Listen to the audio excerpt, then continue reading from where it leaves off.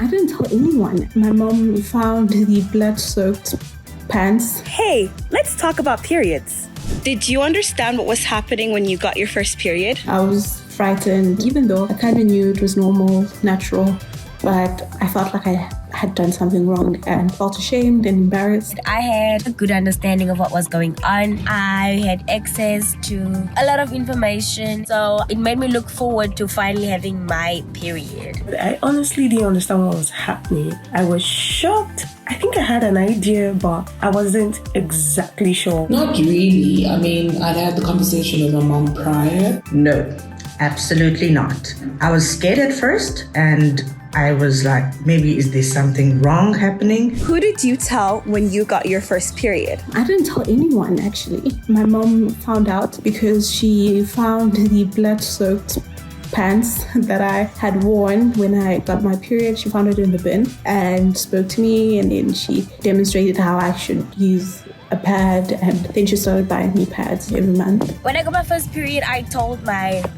mother, and she then showed me how to put on a pad, how to apply it, how to dispose of it, and all those nice stuff. My mom wasn't around, so I had to tell my aunt, and she was quite helpful. The first person to tell was definitely my mother, because I thought something was wrong and I needed to go to the doctor. Do you have tampons or pads to use when you have your period? I do have pads with me, and that is because I'm fortunate enough. Yes, I do, because now I am able to afford it. But there were times when I was younger where I did not have anything. Since I told my aunt, she got me pads, so yeah, I had that on my first period. As I got older, I became more prepared for it. So I always have sanitary towels or tampons depending on how my cycle comes along. Do you ever miss school or work because of your period?